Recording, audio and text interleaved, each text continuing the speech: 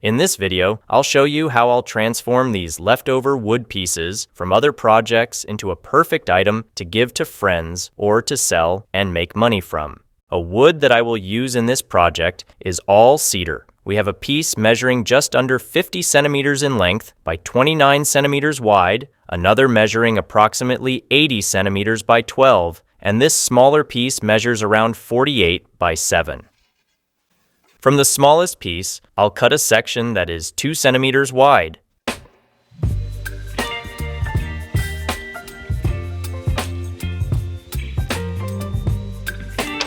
I'll cut the remaining piece to be 4 centimeters wide.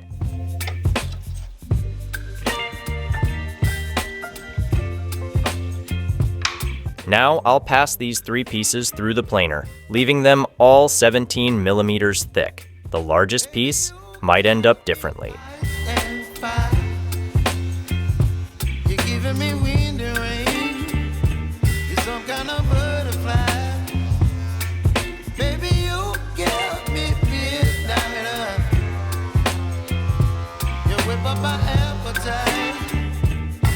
From here, I'll cut a section that's 41 centimeters long.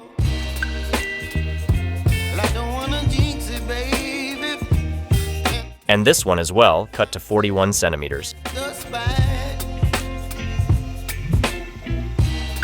From this piece that's 4 centimeters wide, I'll make 2 pieces, each 10 centimeters wide. The largest one I'll cut to be 45 centimeters long.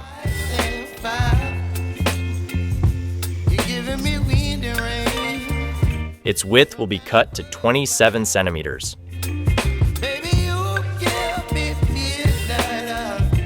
On this side, I'll remove just 1 millimeter to clean it up. Here, I'll adjust the width to match the length of this piece plus its thickness, totaling 11.7 centimeters.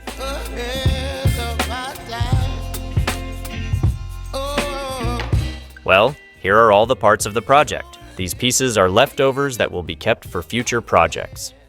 Next, I'll make some markings on the largest piece. I'll use an empty wood sealer container to do this. Its diameter measures approximately 17 centimeters. I'll position it like this, flush against the wood on both sides. I'll trace around it with a pencil. This will be done on all corners.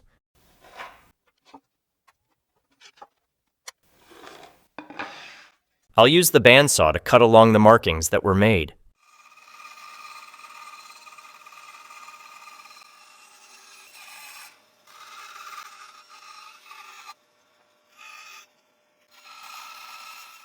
On this piece, I'll make a few other markings. I've positioned it at the 11 centimeter mark on the square, and I'll mark it like this, near the edge, on both sides. Now I'll change it to 14 centimeters and mark slightly above.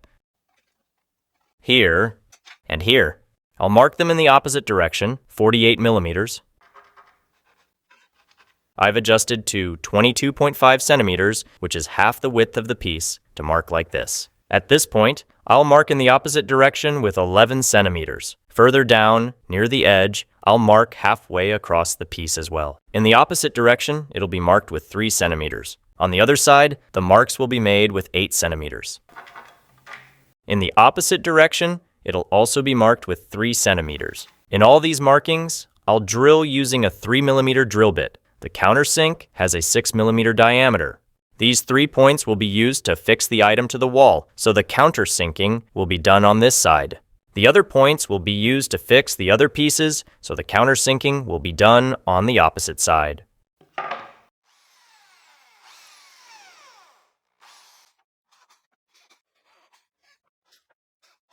On these 5 points, I've only drilled from this side. Now I'll flip the piece to do the countersinking on this side. I'll set this piece aside for now, and now I'll make some markings on this other one. I've set it on the combination square at 28 millimeters, and I'll mark like this. On both ends. Now I'll change it to 35 millimeters and mark in the opposite direction on just one side. On the others, I'll mark in the opposite direction with 2 centimeters.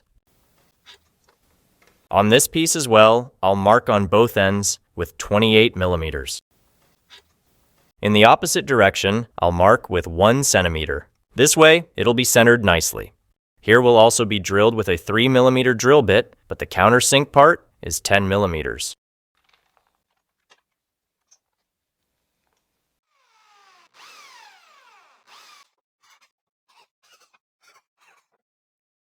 Next, sanding will be done using 120 grit sandpaper.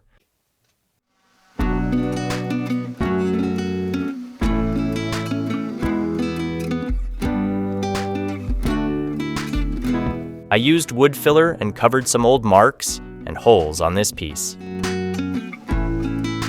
It will also need sanding where it was cut with the band saw.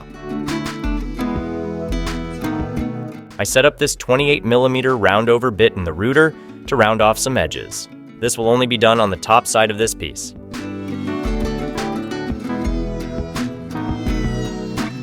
I'll round off all the edges here except for these two. Here we have a measurement of 2 centimeters. With this piece positioned like this, I'll turn it this way and mark this edge 2 centimeters from the tip. This was done on both ends. These points will be rounded over with the router at this moment. The remaining corners will be machined after assembly. Next will be assembly, but before that, I'll mark 2 centimeters on this piece. This will be done on the opposite side from where the countersinks were made. I'll position the square at the end and mark like this. Here too. On both sides. Assembly will start with one of these small pieces. I'll apply a little glue, and it will be placed here, ensuring it's aligned well with the back and the 2 centimeter mark that was made. This will be done with the other piece as well. Now I'll turn it and place it like this. I'll lightly clamp it. The holes will reinforce the attachment using these 25mm by 3.5mm screws. This part will be attached here. I'll apply a bit of glue, and it will be placed like this, ensuring it's aligned with the 2 centimeter and 98mm marks. Note the rounded edge in this position. The screws will be hidden with a 10mm dowel. I'll apply a bit of glue to the dowel end. I pressed it into the hole and will wipe off excess glue. Then I'll cut off the excess with a Japanese saw to make it flush. The same process will be done on the other holes as well. If you've made it this far in the video and enjoyed it, leave a like. Remember, in the video description, I always include several links to help you with creative woodworking.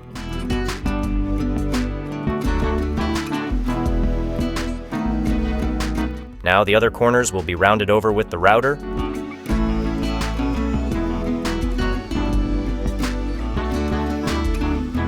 Before completing assembly, manual sanding will be done with 220 grit sandpaper.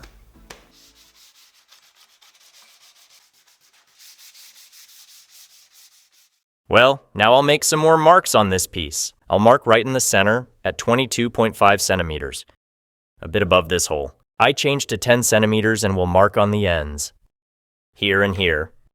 Changed again, now to 6 centimeters, and will mark in reverse at the 3 points.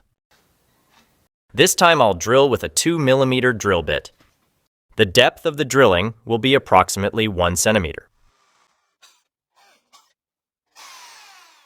Here, hooks like this will be fixed in the end. It measures 3 by 3 centimeters. Attachment will be done with this 16mm by 3mm screw.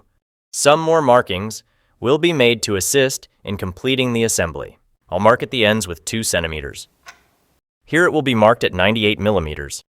I'll mark near the end, in the middle, and near the other end. Now I'll apply wood glue to this part.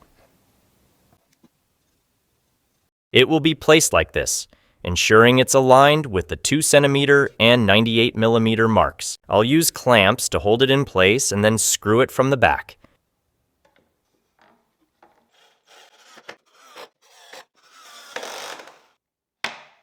Using a damp cloth and a spatula, I'll remove the marks made with pencil. Well, for the final finish, I'll apply high gloss PU varnish. This type of varnish uses a hardener for drying.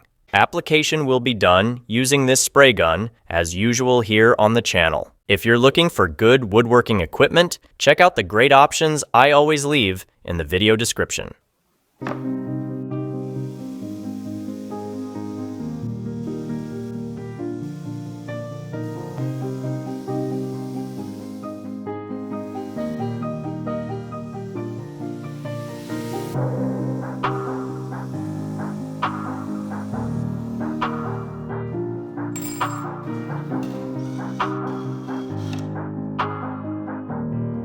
Well folks, here's the finished work. It's a beautiful spice shelf, a fantastic item to give as a gift to friends. If you liked it, leave a like and subscribe for more videos like this. Leave a comment sharing your thoughts on the work done. I'd be happy to respond. Become a channel member for a small fee and gain access to exclusive benefits. Thanks for watching, and until the next video.